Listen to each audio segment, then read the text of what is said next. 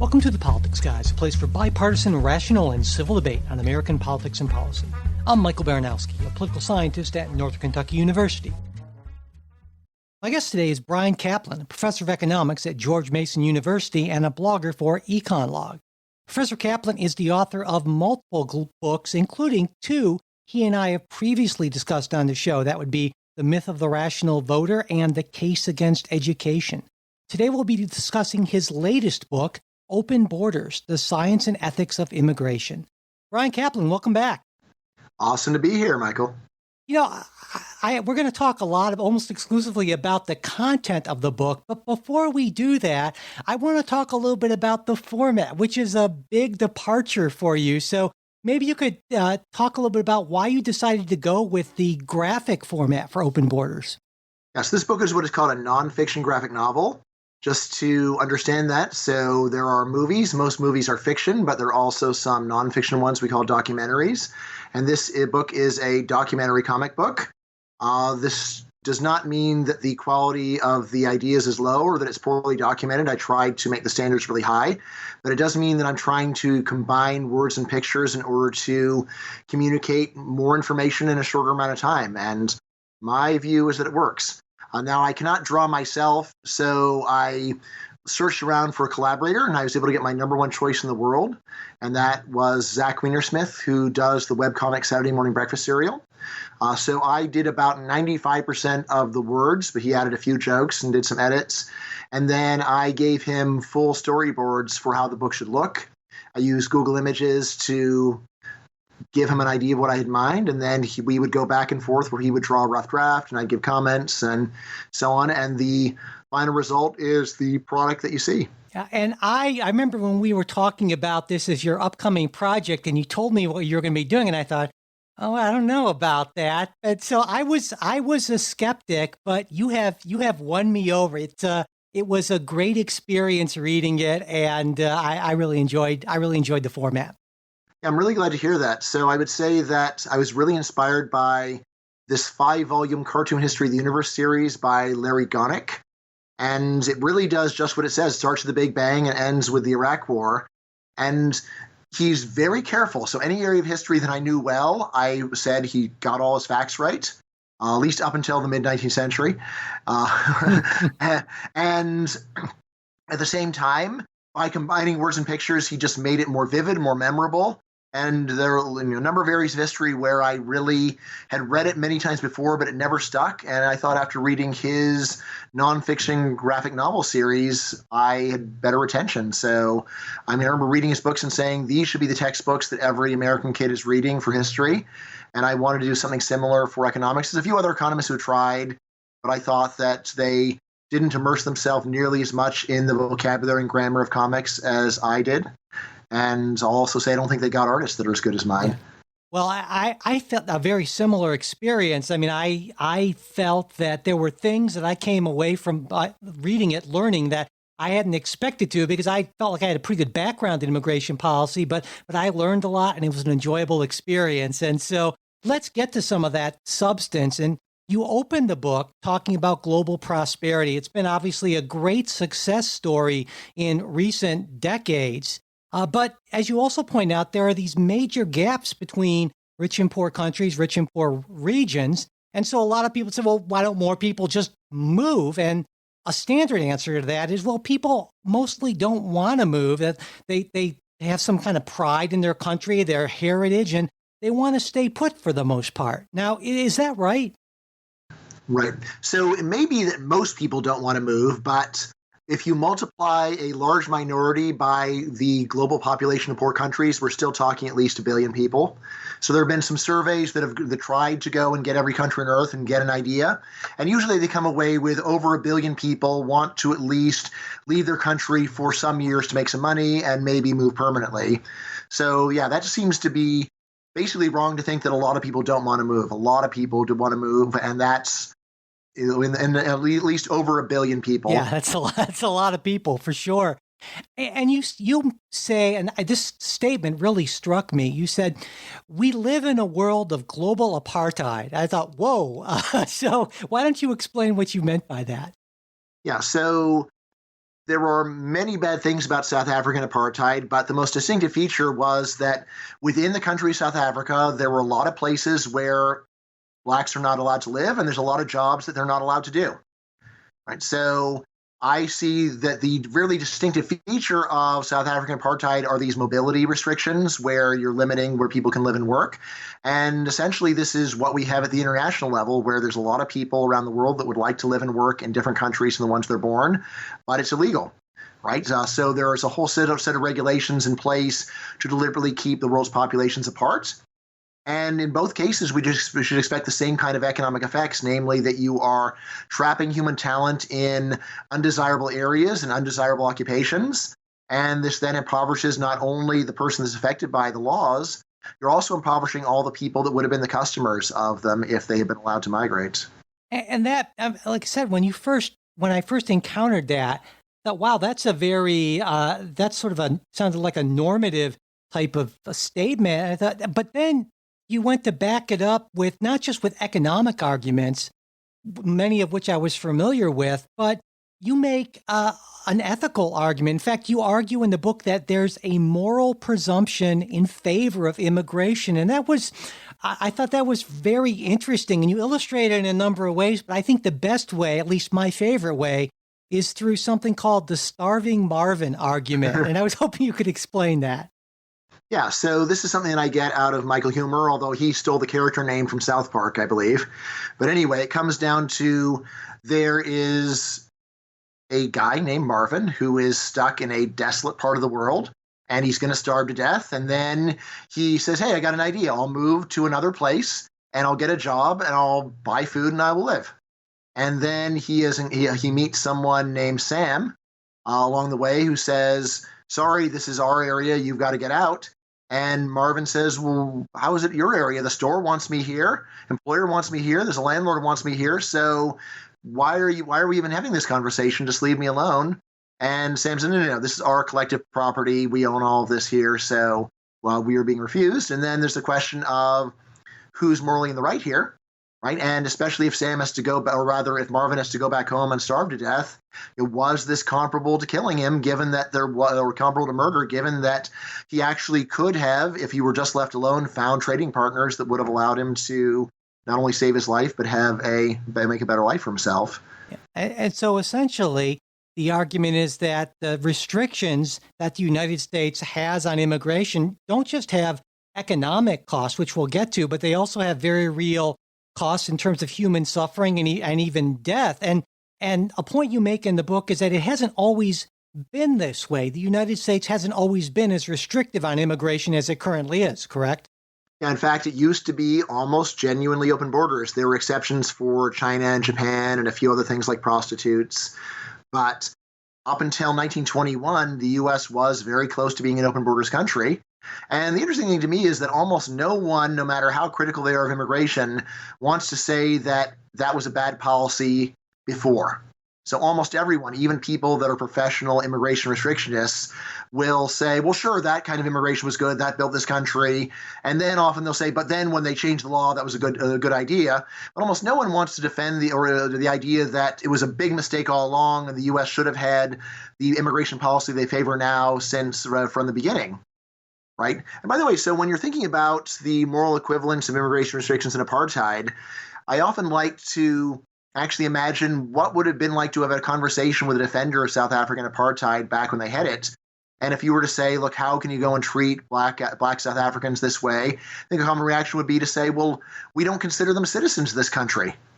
Right. We allow them to be here, but the citizens are the whites here, and the others are simply guests. And if you were to say, no, but they're fellow South Africans, it's wrong. They just say, no, we keep telling you they're not fellow South Africans. We define it this way. The whites are the citizens and the other people, they're here at our sufferance. Right. And to me, the only really sensible argument is to say, all right, well, fine, they may not be citizens, but they're human beings. And how can you treat any human being this way? Yeah. And that's the argument where I don't think they would have a very good answer. And in the same way, but once you switch over from arguments about the treatment of citizens to the treatment of human beings, then again, it becomes very hard to defend the immigration restrictions that we've got because Haitians aren't Americans, but they are human beings. So how can you tell a fellow human being, sorry, you're born in Haiti and you're tough luck, you're stuck there? Yeah, and especially when you look at, as you do it in the majority of the book, you focus on the economic arguments. And of course, the most common argument, at least that I hear, for restricting immigration is that economic argument, which basically is that, immigrants on the whole cost the United States more than they bring in. So they're a net drain on the economy. And I'm not alone here, right? Even, high priest of sort of free markets, Milton Friedman, Nobel Prize winner, seem to agree with that. In fact, you have a quote from him in the book saying, you cannot simultaneously have free immigration and a welfare state. So Milton Friedman has spoken here, Brian. What do you think about that? Right. So just at the outset, you want to distinguish between an economic burden and a fiscal burden. And so so fiscal burden is basically saying that U.S. taxpayers are going to have to, are paying more for services for immigrants than they're getting in taxes. Economic burden would also have to include all of the benefits that the workers bring when they come here. So, it's quite possible someone could be an economic benefit but a fiscal burden because they produce so much more, but the tax system is still leaves them as a burden. But to focus on this question with Milton Friedman, here's the thing. I have had many people email me this quote and say, "You bet you never thought of that, Professor." And I guess I'm familiar with the quote. And the question is it right? And the answer is it's really complicated because obviously you had a welfare state that gave people 10 cents a year. This would not be a very good argument against open borders at all because it just wouldn't be enough money. Sure. On the other hand, if you had one where you give everyone $1 million a year, then it's clearly going to break the bank. So then where in the real world are we? And this is where I went to the empirical research and tried to not do the corrupt thing of finding people that agree with me. I tried to do a very thorough and balanced review of the literature and relied very heavily on the recent National Academy of Sciences report, where, again, it seemed like the people involved were your typical boring, non-ideological people. And those are precisely the people you should talk to when you want to get a numerical answer to a question. Yeah. All right. And then when you go through the report, there's multiple different complications, starting with, a lot of government spending is what we call non-rival, meaning that the cost doesn't depend upon population. So, for example, for national defense, if we had a big baby boom, no one would say we need to get more nukes to defend the babies. Right. So, and there's many other things the government does that are like that. And so you want to go and carefully distinguish the rival from the non-rival kinds of government spending. Then you also want to take into account that a lot of the rival spending is for the old rather than the poor, and immigrants tend to be especially immigrants under open borders would tend to be young but poor. So on the one hand, they're eligible for the poverty benefits, but that's not the most important thing the welfare state does anyway by a long shot. So anyway, when people have gone and actually crunched these numbers, Milton Friedman's claim is greatly exaggerated. So really what we can say is that there is a demographic of migrants that are a fiscal burden, and these are basically low-skilled older people. Mm-hmm. So if you're low-skilled and you're older, then you are likely to be a net burden. But the average right now, not only is the average immigrant to the U.S. a net fiscal gain, but even low-skilled younger immigrants are a fiscal gain because while they will eventually get those old age benefits, that's a long time in the future.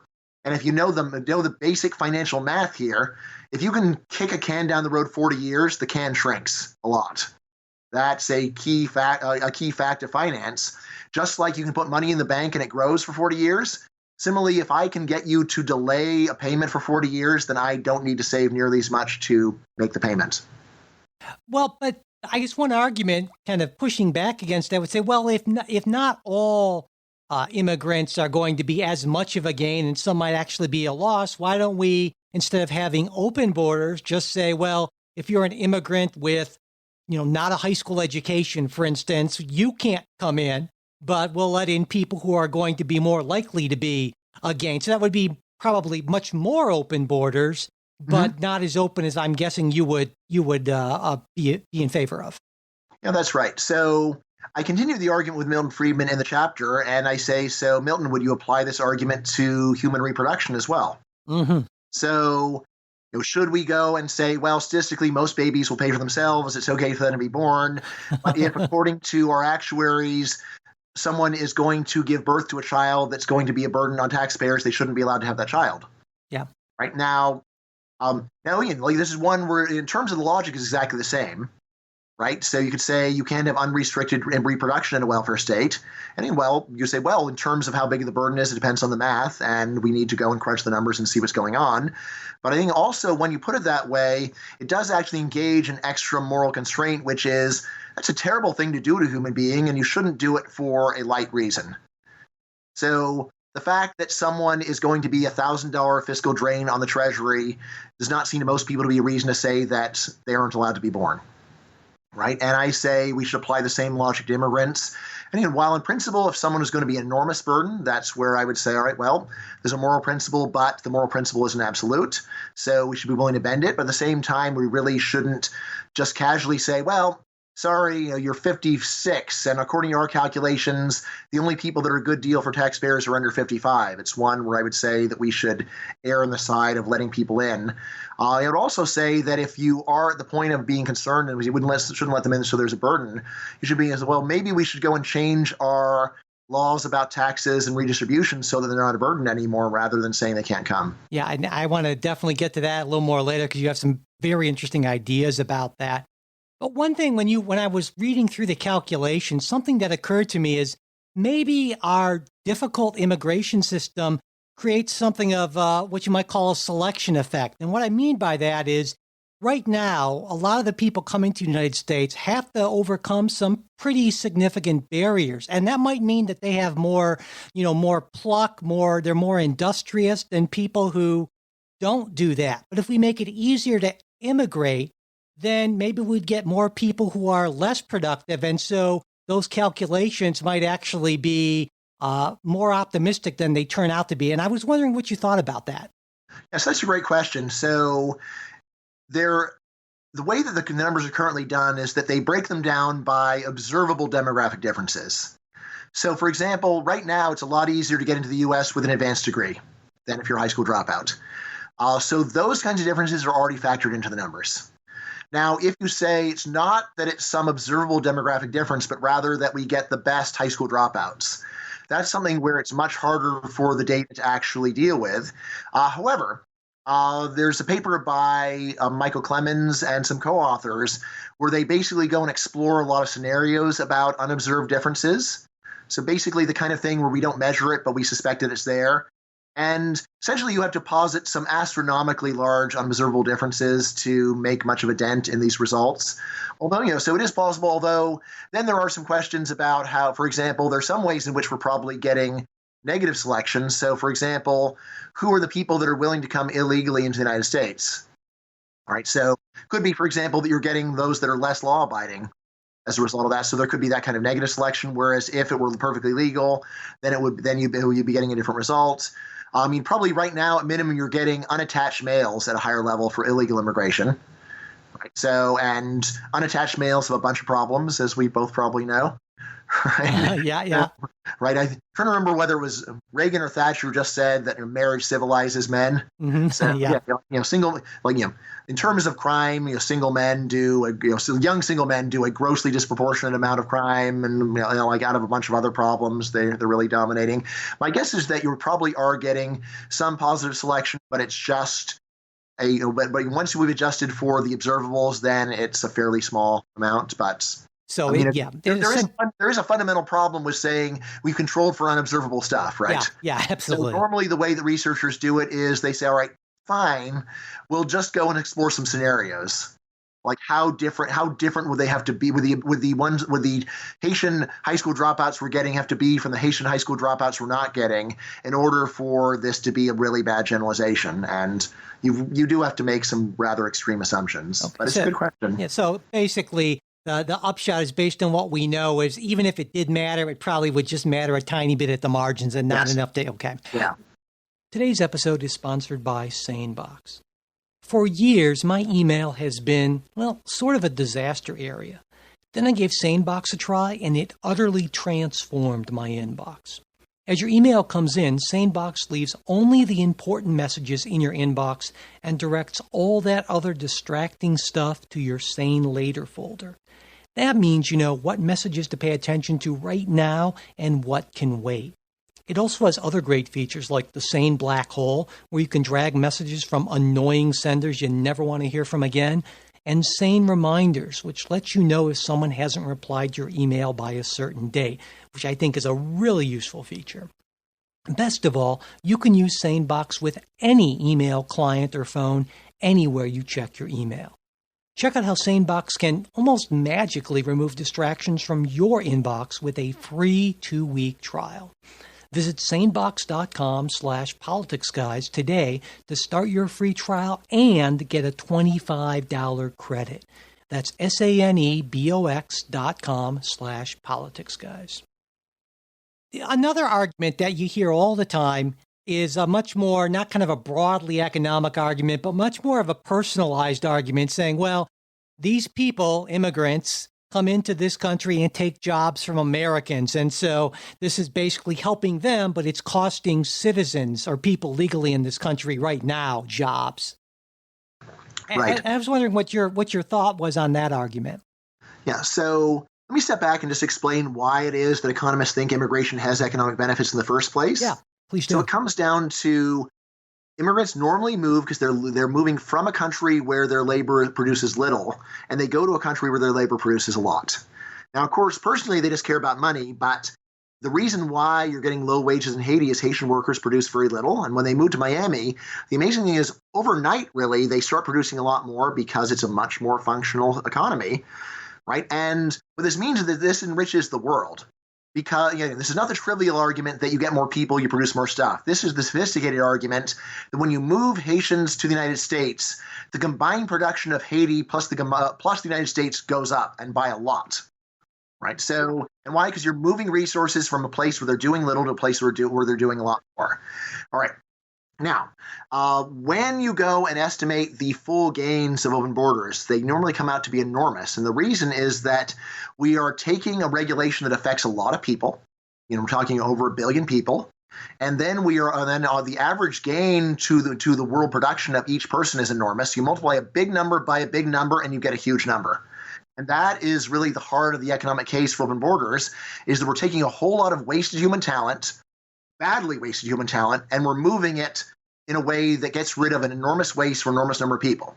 All right, now, when you have all this extra production, it is not going to only go to the migrants themselves because they have to sell it to customers, and so customers wind up sharing a lot of those gains. All right, and now you can see where I'm going here. So when we think about the effect of immigration on a worker, that is only one effect. Right? So when you think about the labor market effect, that's part of the story. You also have to think about the effect on you as a customer, as a consumer. All right. So what I've said many times is that, selfishly speaking, the best immigration policy is open borders for every occupation except mine. Yeah. All right. So Right. For me, the very best immigration policy would be academic professors of economics, professors of economics, closed borders, only people born in the United States are allowed to have that job. Every other occupation, totally open borders, because that way the competition in my job is reduced and I can get a great job and I could be at Harvard or whatever, but I can spend my money in an economy bursting with the productivity of all those migrants. Right. All right. But then there's the question of, all right, if that's off the table, and of course everyone can't get that deal, right? Right? Everyone can't have the deal of open borders for every occupation but mine. Then there's the question, all right, how about the deal open borders for every occupation, including your own? And that's where I invoke what I say is the fundamental principle of economics. The secret of mass consumption is mass production. If there's a large increase in production, it will be very broadly beneficial. Every rich country is one with a lot of production. Every poor country is one with very little production. And we can also see this in previous economic transformations. The Industrial Revolution didn't primarily benefit factory owners. It was very broadly shared. Vaccines didn't primarily benefit the manufacturers of vaccines, broadly shared among all the people who didn't die.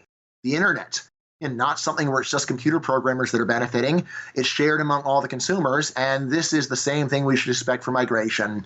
If we can get a large increase in total production by tearing down these walls, then almost everyone is going to gain, not just the migrants, but rather all the people that are consuming those products as well. Right? Again, if this doesn't make sense to you, would it make sense to you to think that technological progress is bad for us? Because it really is the same idea. Like, well, I mean, a new machine, it puts someone out of work, puts an American out of work. So it does, but it also increases production. And would you rather be in an economy where where every occupation was protected from technology, or where none was? I say, obviously, you want to be in the economy where no occupation is protected from technology because it means that your country will be rich and your money will buy you a lot of stuff. So it would basically be, if I understand the argument, kind of what you might call Pareto optimal, meaning everyone wins and no one loses, because the gains would be so large that we could essentially compensate the short-term losers, the people who lost their jobs through retraining or other things, and because the gains would be so enormous. Is that kind of what you're? Well, that's overstated. A lot of economists love to leap to that argument, but I know of no actual major economic change that didn't hurt somebody. Right. Right. So the Industrial Revolution, of course, it hurt some people. Right. And the internet hurt some people. Even vaccines hurt some people. Right. There's some doctors who were put out of business or saw their income go down because of vaccines. So, yeah, and driverless cars are going to hurt some people. So there's no change that is so great that it hurts zero people. And even if you start talking about compensating people, well, is everyone going to get compensation or some people going to get missed? What about someone who's elderly and has no kids and then they suffer? So I don't like to overstate. But yes, the fundamental idea of almost everyone wants to live in a rich society, and a society with more immigration will be a society where the world is richer and you are very likely to partake in that bounty. That's the argument the way I would phrase the argument. And when you say the world is richer, the number that you had in the book blew my mind. You argue the data shows that open borders could easily double world GDP, which is right around, yes, I guess, 75 trillion. Yes. That I had a hard time wrapping my head around that. I imagine a lot of listeners would too. Can you kind of put that into a form we can maybe grasp a little more easily? Yeah, there's a few. So, of course, one is we could just turn back the clock to when global GDP was 37.5 trillion and see, can you believe that we could go from there to here? Of course, it happened, right? There's that. But in the book, I talk about other places that have had migration-fueled growth at a very high level. And the outstanding examples in recent decades are China and India. So, of course, both these countries had market-oriented reforms, and they dialed back socialism quite a bit. A lot of privatization, a lot of deregulation, still plenty of room left for reform. But nevertheless, they did improve a lot. But if the only thing that happened was that you kept the populations where they were, but reduce the regulation, then you'd get quite modest gains. A lot of the reason why China and India got a lot of gain is that they deregulated, and then people in the country were allowed to move to cities. Mm-hmm. Right. And so both those countries have had migration of hundreds of millions of people from the country to the cities. And when they move to those cities, they wind up building a lot more housing for them and new factories and jobs. And actually, a lot of times you have a bunch of people moving to a small town, and 20 years later, it's a huge city. That's the story of China and India. And I think, similarly in the United States, when you drive through this country, you will realize it is a total ghost town. Hardly anything is happening in this country. It's almost totally empty, and would be very easy, actually, to take totally empty areas and build new cities. Be very easy to take small, declining towns and build new cities. Detroit could become a city where instead of losing population, it doubles in population. There is so much room just to go and build. And even in places that are more densely populated, like in Europe, you can still, of course, they still have tons of empty land.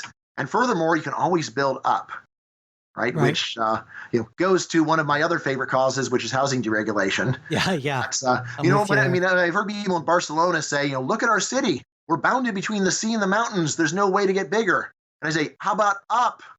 Build up. And they're like, oh, yeah. He goes, oh, yes, of course, we could go up. Right. So, and then it's like, well, that would block our view of the cathedral. Come on, people. Yeah. Right. Tell you what, let's build a 100-story cathedral for you. Would that improve anything? You mentioned people moving to cities and areas where there are these opportunities. And so what some people might say is, well, what about these areas that are left behind? And in a way, we're kind of seeing this in the United States, and open borders, I would think, would make this an international problem. And some people would say, aren't we actually doing harm to these other countries by with basically open borders would lead to, I would imagine, a massive brain drain and taking all the best and most talented people from these countries and leaving them devastated. And I was wondering what you thought about that. Right. So what I say about brain drain is this. Right now, the brain drain argument is somewhat plausible because it's much easier for brainy immigrants to get in. Right. So right now, if you're a doctor or a PhD, your chances of getting in the United States are not great, but they're pretty good. Mm-hmm. Right. On the other hand, if you are a farmer in Mexico and you have no close relatives in the United States, your odds of ever getting in legally are pretty much zero. All right. So what open borders does is it opens up immigration to not just the highest skilled workers, it opens up across the board. So I say that whatever brain drain we're getting is largely a function of regulation. And actually, open borders would not only be good for the people that would come, which would be a wide range of people, because farmers like making more money too, but also actually we have good evidence that it would improve the lives of the people left behind because of things like remittances and also just business connections that people get through migration. Probably the best example that we have is 1902. The U.S. Supreme Court illegally opened the border with Puerto Rico. Now, since then, over half of all people of Puerto Rican descent have come to live in the 50 United States. And yet, if you go to Puerto Rico, never mind the hurricane, which no one, as far as I know, blames on immigration or anything. But that aside, Puerto Rico is virtually the richest place in the entire Caribbean. Right? And this is because of remittances and because Puerto Ricans go to the U.S. to work and then they retire in Puerto Rico. Puerto Rican entrepreneurs make business contacts in the U.S. and then they tie together the people they know in Puerto Rico with the people they know in the U.S. And so actually it has been great for the people who have stayed in Puerto Rico as well for those who have left. By the way, this also gives you an idea about the likely pacing of migration, because when the borders first opened, it was only a few thousand Puerto Ricans who came at first, but it did snowball over time.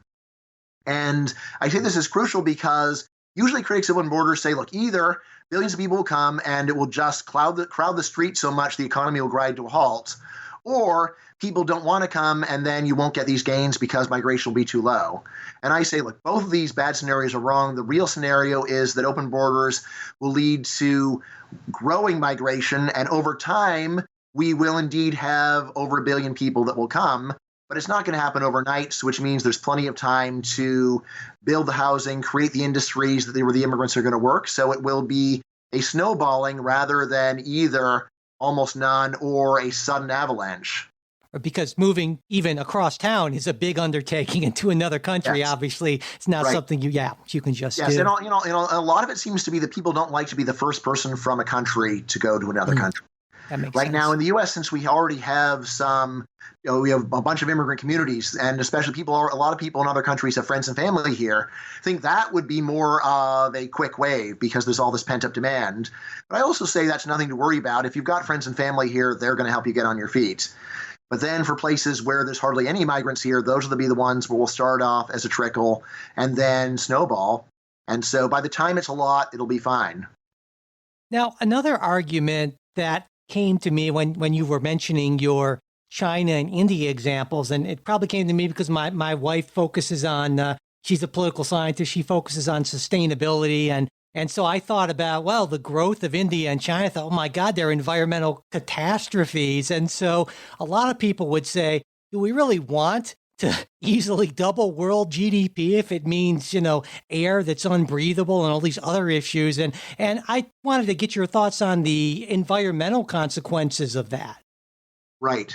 So I guess at the outset, I would say that the people in India and China, I think very few would consider the move from lower pollution and higher income to be a bad one. Mm-hmm. Right. So it's, essentially, the concern for these environmental effects, a lot of it is something where once you're rich, then it's a big deal to you. But when you're desperately poor, it's very reasonable for them to say, we're just going to put an environment on the back burner. Now, that said, there is actually whole literature on how environmental quality evolves over time with development, and it has a name. It's called the environmental Kuznets curve. Ooh. And what the environmental Kuznets curve says is that when a very poor country starts to develop, then the environment normally gets worse as you start getting air and water pollution from industry. But then it peaks, and then finally you get rich enough where the quality of the environment starts improving a lot. And this really is what we see. It is, by most measures, it's the middle-income countries that are most polluted. The really poor countries, they just don't have enough industry to have any noticeable pollution of the modern kind. But on the other end, the rich countries are also nice and clean. So really what I say is that if you really care about the environment, but you care about it for reasons of human welfare, what you should say is we want to go and zoom through that middle-income period as fast as we can. And open borders is a great way of zooming through that middle income period because doing it through normal economic development, I'm optimistic about that, but that just takes a lot longer. The other thing to say about environmental quality is that a lot of this idea that environmental quality gets worse during the early phase of industrialization comes from the specific measures of environmental quality that we use. So if you just start using a measure of, say, automobile emissions in the air, then of course, when you go from no cars to cars, then that measure of the environment gets worse. But there are other things that we don't measure that seem a lot worse. So if you look at the quality of the air in New York City 120 years ago, they've got basically no car exhaust, but they got another kind of unpleasant transportation-related exhaust, Right. which is horse manure. Yeah. Yeah. Right now, modern environmentalists are not going to be keeping track of horse manure, but at the time, it was a terrible problem in terms of the same reasons that people don't like modern air pollution. The air smells bad, it's hard to breathe, it creates disease and hurts human health. So this is a case where the introduction of the automobile, it fouled the air with automobile exhaust, but it also pretty much eliminated all horse manure from New York City, other than those little wagons that go around. You still have that. But imagine multiplying that by a factor of 100,000 in New York Yeah, City. that's And crazy. I mean, I will say, to me, just going around the area around Central Park, it's a little bit annoying to have that horse manure. Yeah. And to imagine having 100,000 times of that, that's where it's Yeah. like, gee, I don't want to be within 50 miles of this hellhole.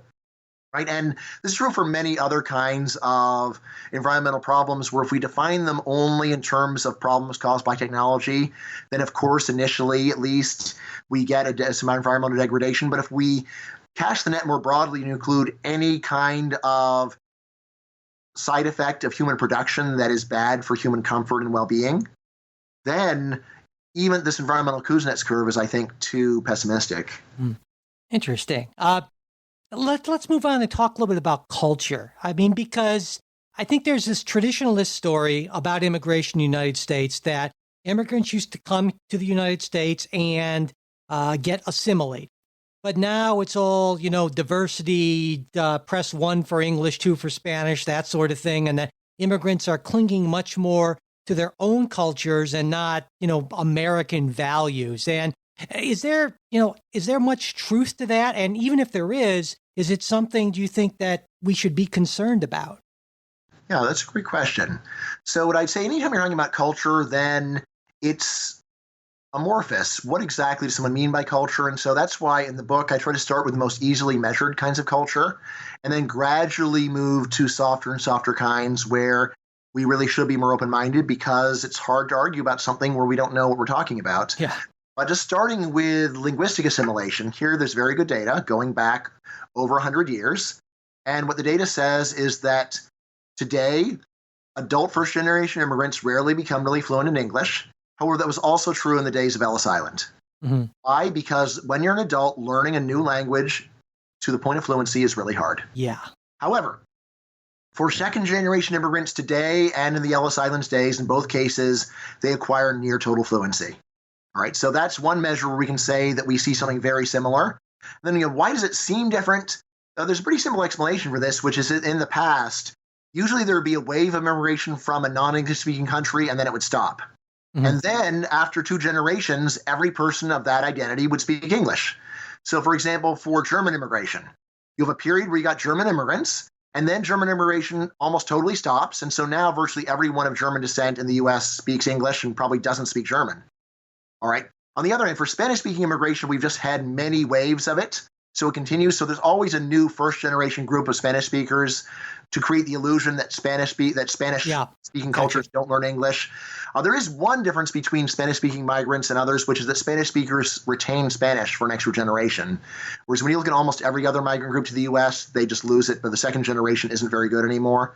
Second-generation Koreans don't speak good Korean. Third-generation ones seem to not speak it at all, pretty much. So there is that. And as you point out in the book, it's easier for people to stay in touch with wherever they came from due to technology as well. Yes. Yeah, so there are some reasons why assimilation is less likely than it used to be.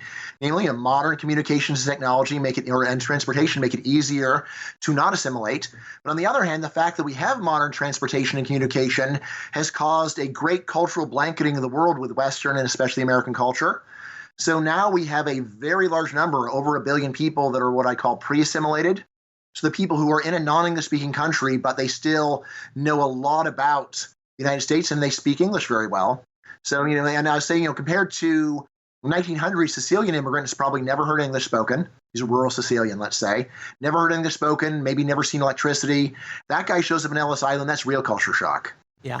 Today, you'd be hard-pressed to find anyone in Italy that had not heard some English. Probably they're going to speak at least some English, and the same holds true all over the world. There is just this great group of people that are ready to hit the ground running because modern communication and transportation are two-way streets.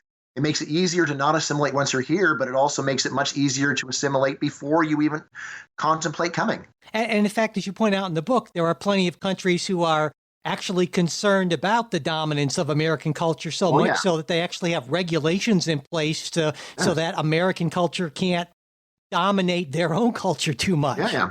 I mean, of course, you'll have small things like Canadian content regulations, but I think I can't remember if I mentioned the Ayatollah Khomeini has a word that he used, and he called it West toxification. West toxification. Right? And he's saying, look, all this Western country is pouring into our country, and it's destroying our culture. And he didn't say, let's have a free market. No, he said we need to use the force of government to crush this. Right? And what I say is that there is cultural competition. And whenever there's a level playing field around the world, Western culture does really well. Yeah, definitely. That's why, even in countries that you think of as very hostile to Western culture, if Saudi Arabia were to just tear down the walls and say, you can sell whatever Western culture you want to here, Saudi Arabia would be unrecognizable in 10 years. Yeah. Because you're living in a totalitarian fundamentalist state doesn't mean that you don't want to watch international movies and look at pornography and everything else. Yeah. There's very little doubt that the people of Saudi Arabia, a lot of them, would love to go and get get access to Western culture. So, of course, there's other people who want to stop them, but in a free market where you have to actually win people's dollars by persuasion, Western culture would do very well. And really, a lot of what immigration is, it's voting with your feet for a different culture.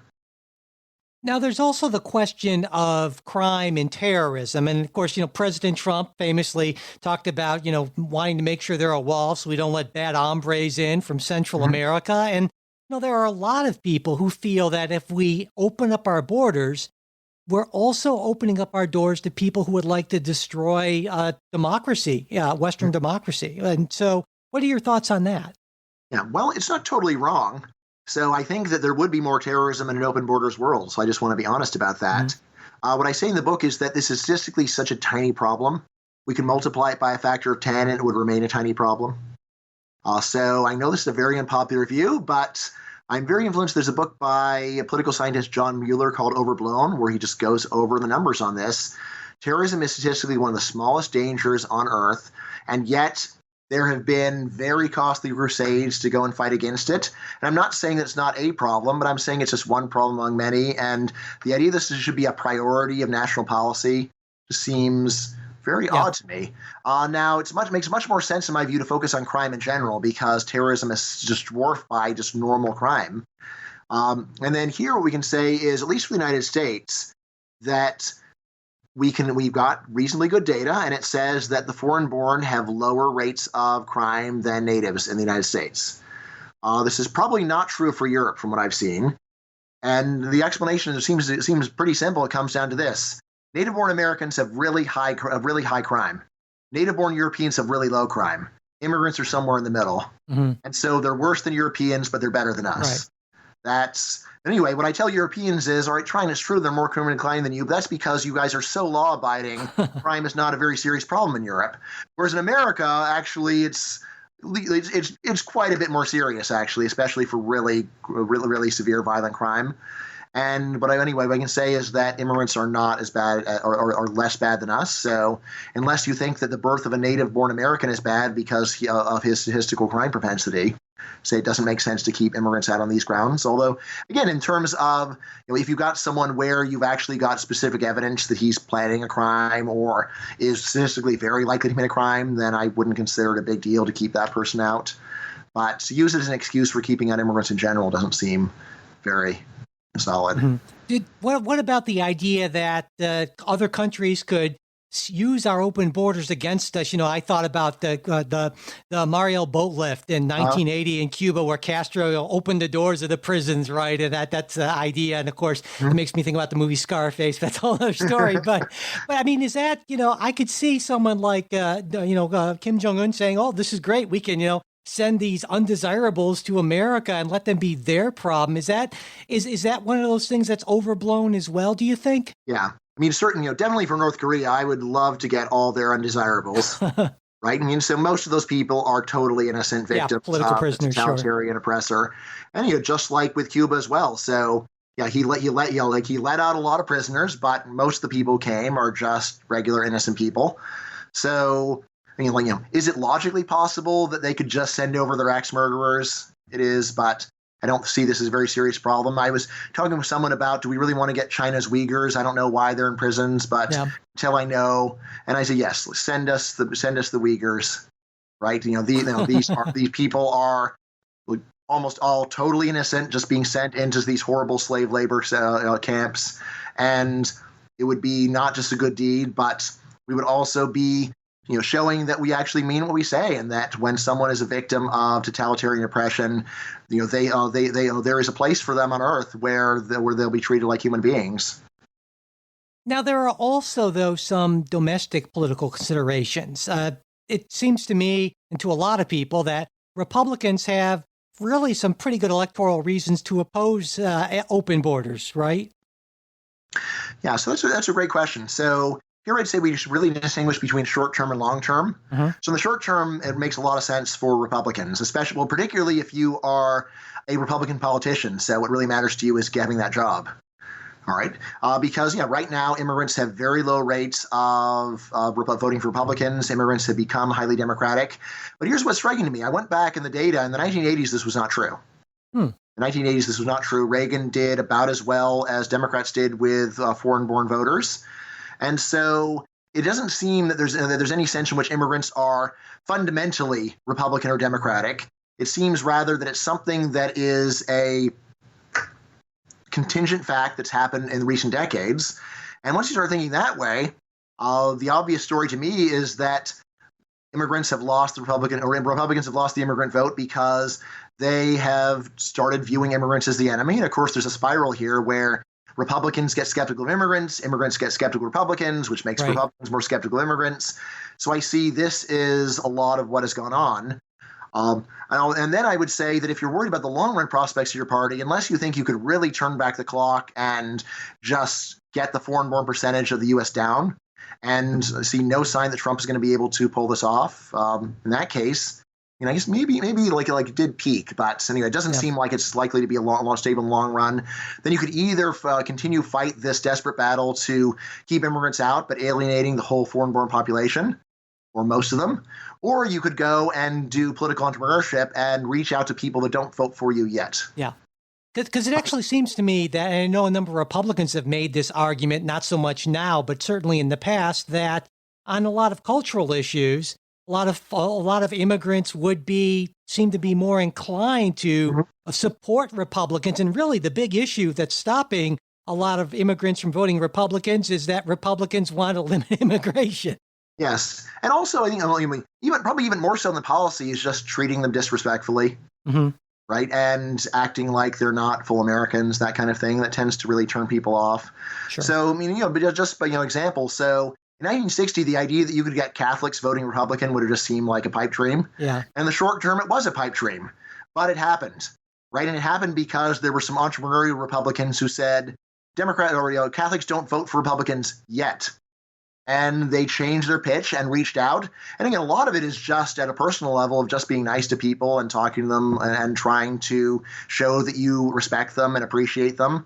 So I think that's a lot of what the future of the Republican Party will be, if it has a future, is saying, look, we've got a whole lot of people that are immigrants here and children of immigrants, and we're not going to be able to keep power if we keep treating them like the enemy. We've got to somehow win them over, right? And my favorite particular example of this right now is, I say Republicans should push forward a total open doors policy for Venezuela and say, look, Venezuelans are victims of a horrible socialist tyranny. Oh, And anyone who wants out of Venezuela, we want them here. We will welcome them. And again, with the underlining idea, we're going to turn Venezuelans into the next Cubans. This is going to be a solidly Republican group. Now, you might say, well, are they solid Republican? And again, the question is, well, that depends upon what we do. If you've got local Republican parties ready there to meet them at the airports with baskets and helping them to go and find jobs and apartments and really taking them under their wing, then I think it's totally reasonable to think in 10 years you will have Venezuelan American congressmen saying, do not speak to me of socialism. I have lived under the socialist hell. Right, yeah, Anything I can do for my new country to protect it from this horrible, terrible tyranny, right. I will die. So if you could get some like that. Sure. Yeah. Right. So someone who's, who actually can speak from firsthand experience and say, you're just a bunch of ignorant children when you talk about socialism. I lived it. I saw it destroy my country. And now I'm really happy to be here. And I don't want you to mess things up. And you don't know what you're talking about.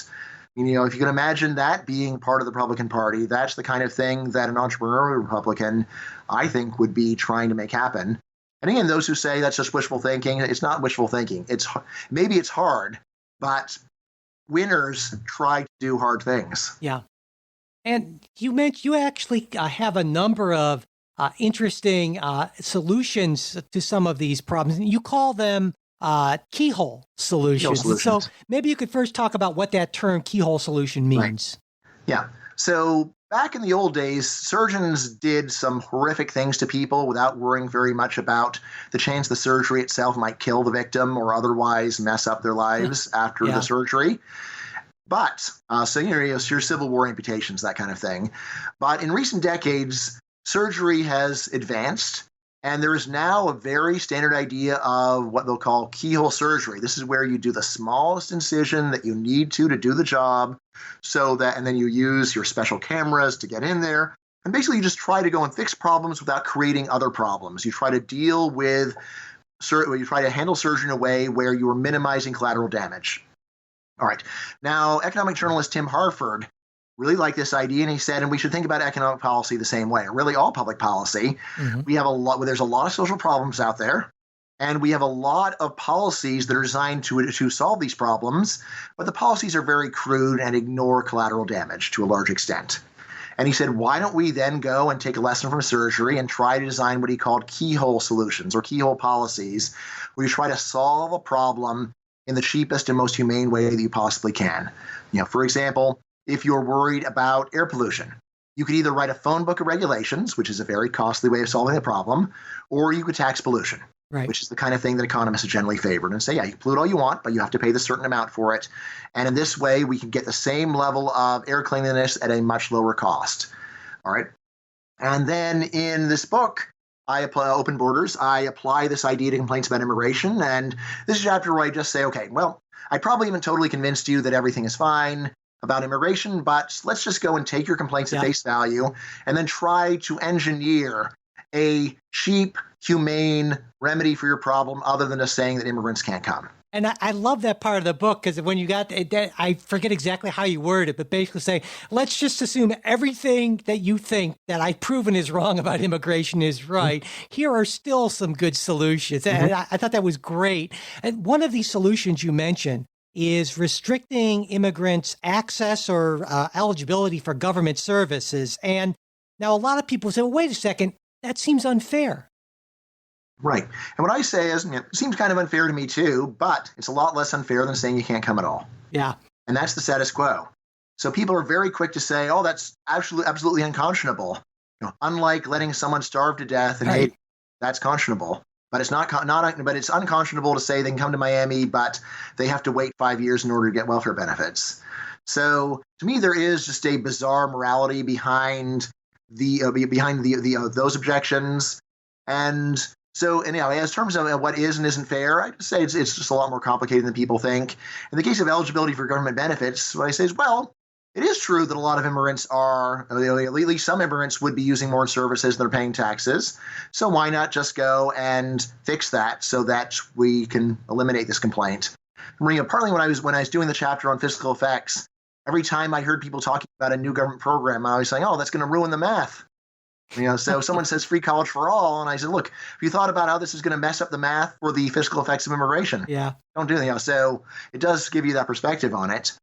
But, and there's many different ways you could do it. You could just say you have to pay a certain amount of taxes before you become eligible, or there's a waiting period, a lot of different ones. And then I also say when people say this is terrible, or alternately that it's a pipe dream, it'll never happen, I say it already exists. Yeah. We already have a lot of limits on what benefits immigrants are allowed to receive. If you're a tourist, you can only get emergency care. If you're a legal immigrant, then there's a lot of benefits restricted for the first 5 years. So given that this already exists, first of all, to say that it's absolute evil is pretty silly. Like you weren't saying it was absolute evil before I talked about it. Yeah. And secondly, it's all to say that it's not doable is silly when it exists. Now, if we did this, presumably part of open borders would also be recognizing or legalizing in some way the people that are currently undocumented in this country, and that's somewhere between like 10.5 and 12 million people. And unlike open borders where people would trickle in, maybe not trickle, but you get the idea, that would be a lot of people all at once. And I was wondering what the effects of that would be. Right. I would say that's not a lot of people. That's less than 3%, or I guess about 3% of the U.S. population. So, and here's the thing, they're already here. Like almost all of them already have jobs and a place to live. So I just don't see that being much of an issue at all, honestly. In a way, they're already integrated into the U.S. economy. The main effect is just going to be that a lot of them will be able to come out of the shadows and get better jobs for themselves. And I guess they would also be taxpayers at that point, so maybe they'd actually be paying more into the system, and so it'd be more of a benefit. Yeah, it's complicated because a lot of times an illegal immigrant still has a legal job, and then they do pay taxes, but on a fake Social Security number, that kind of thing. And also, it's probably true that a lot of people that are currently here illegally would bring their families. And so a lot of the benefit of just having a population of single workers, that will go and mess that up a bit. But still, I think that overall that would be a great thing. And I think, of course, this is one of the few things in the book that's probably already popular. Right, is legalizing illegal immigrants that are already here. Even some very anti-immigration people, like Mark Krikorian of the Center for Immigration Studies, has said, well, his ideal would be a deal where we drastically slash legal immigrations, greatly increase border enforcement, and then legalize at least younger illegal immigrants. And that there definitely is a lot of bipartisan support for that. But on the assimilation issue, some people would say, well, wait a second, before we do anything like this, take a look at the EU and take a look at the whole Brexit thing. And it sure does look like Europe's got some pretty big assimilation issues, and they're all open bordery with the EU and that. And maybe that should be a caution for us. Yeah, so I've spent a lot of time in Europe, and I'll just say there is, as usual, an enormous disconnect between the news and reality. Okay. So, of course, there's an old saying that if any time that you actually know firsthand about a news story and then you see what the coverage is, you'll notice that there's some problems. Oh, yeah. But like the fundamental problem is, what does the news do? Is they try to get shocking, emotionally affecting stories to sell whatever, to get eyeballs. That's the standard recipe for news everywhere. And so you can live in a town where it's virtually crime-free, but if there's one bad thing that happens, that's a huge story, and then people start talking about how there's a horrible crime problem in your town, right? Or you can here's one that to me is pretty funny as a professor. Anyway, I've heard people stories saying today's millennials, their parents are calling professors all the time in order to go and lobby for their kids. Never happened over to me. 20 years. I've never had a parent call me for this. Yeah, but it's just but a story about how parents just will let their kids figure things out for themselves and barely anything's changed. That's not a story. Whereas talk to a professor who has parents going and yelling at them, that's a story. Right. Yeah. Right? And I say, this explains why we're so worked up over terrorism. It's not because it's a quantitatively serious problem. It's barely a problem at all, but it is super emotionally affecting. It's a fantastic chance to tell a tale. Yeah. That's why there are also so many movies about terrorism. That's why you have 8 seasons of the show 24.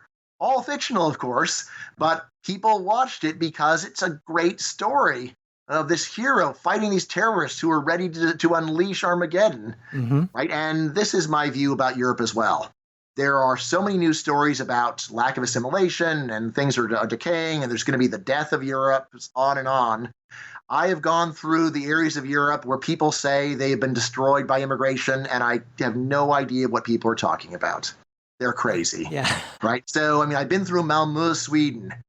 It looks better than a whole lot of places in the United States. Right? And when people say, like, so I haven't been to Molenbeek, but Tyler has, and he's like, I just don't know what you're talking about. But however, of course, if you were a journalist, you could go there and you could find some horrible people there and say, I interviewed some supporters of ISIS here in Molenbeek, and then there they are, and they're selling fruit by day, but by night they're on the ISIS websites trying to get the money to go volunteer in Syria. All right, and that's a story that terrifies people, but it would not be hard to do something similar for the United States. Sure. Right. And I mean, what I'll say is I've been over many of the countries in Europe where people have said that there's a terrible problem with assimilation, and I just look around and I say, I don't know what you're talking about. I can see someone saying there's a minor problem. Right. But here's the thing is anyone who complains says it's terrible. Whereas I will say, right, so maybe they got lower labor force participation than natives in Sweden, for example. All right, seems to be true. All right, but when someone says, look, immigrants just don't work in Sweden, that's where I say, look, you're obviously wrong. The guy that sold me a ticket at the Swedish train station was obviously from Africa.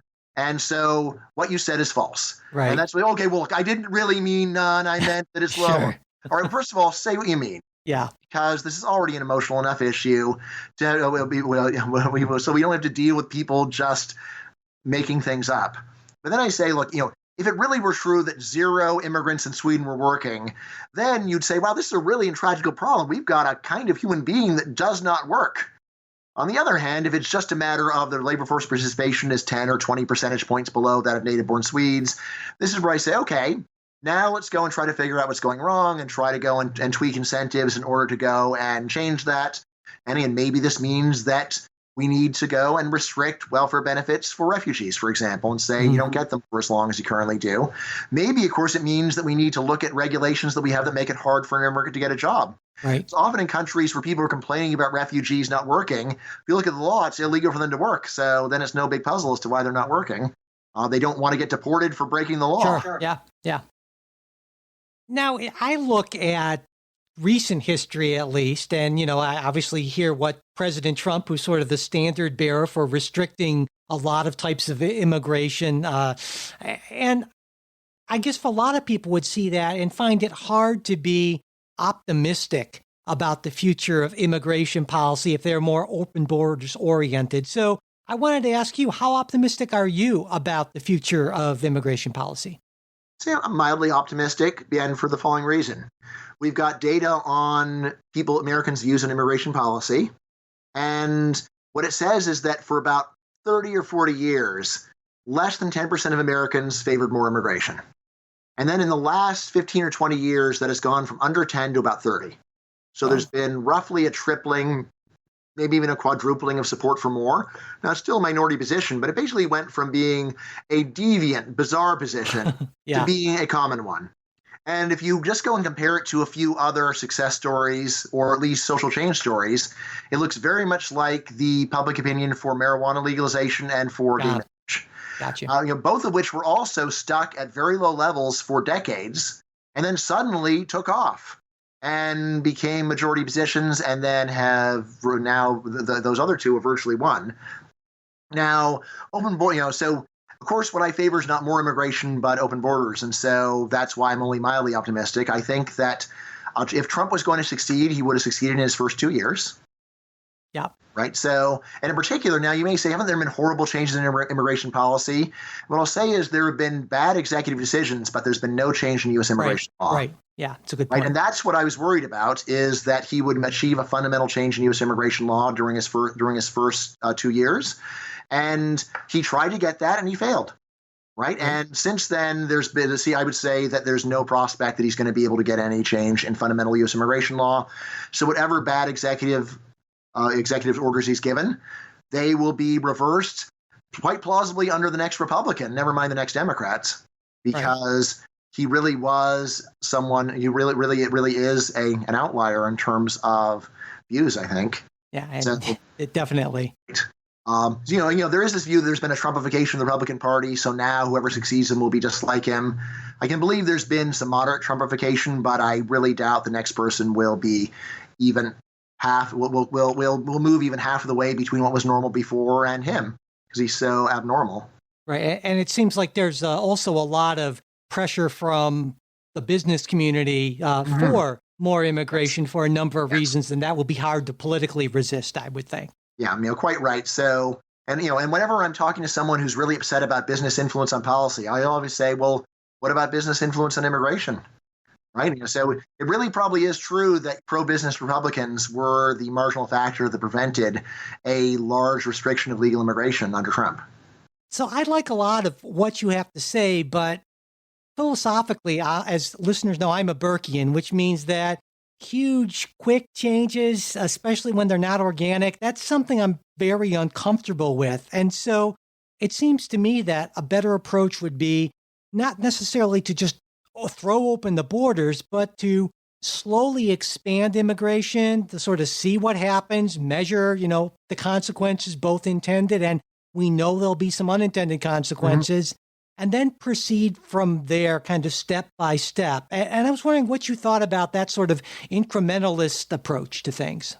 Yeah. So I just first of all say your instinct makes perfect sense to me. So I spend a lot of time reading history, and I will say that most radical ideas end in total disaster. Yeah. And then the question is, do they end in total disaster because radical ideas are generally bad, or do they end in disaster because the people that implemented them didn't do their homework? And I'm very much in the didn't do their homework camp. So I don't think the problem with socialism is that it was radical. I think the problem was that the people that were radical socialists just were totally dogmatic fanatics who knew nothing about economics of the world. And then they seize power and use fire and blood to impose their delusions upon society with the predictable results. Yeah. So I would say that there's always a burden on anyone pushing radical change to do their homework and say, look, have you act like what experience do we have? Let's look at the arguments, listen to them. I'd say that if in the 19th century, if the socialists had just very carefully listened to all the critics, they never would have done what they had done because the critics had great points, which were very easy to see once the socialists gained power after saying, oh, that's just bourgeois nonsense, blah, blah, blah. And then they get power and they, oh, yeah, guess there's an incentive problem. Oh, just like those bourgeois economists said. Right? So my view is, do your homework. And this book is part of trying to do my homework. So I don't want to be an irresponsible radical. I want to be a scrupulous radical who really listens to the critics and makes a serious effort to say, all right, what are all the complaints people have made? What are all the worries that people have? And are they reasonable? The other thing I would say is that even most Burkeans have some radical changes that they actually do think were justified. So my guess is that a quick abolition of slavery, is in your view, was actually justified. Yeah. Remember, Abraham Lincoln was very Burkean about slavery. He said we should get rid of it over 100 years. Yeah.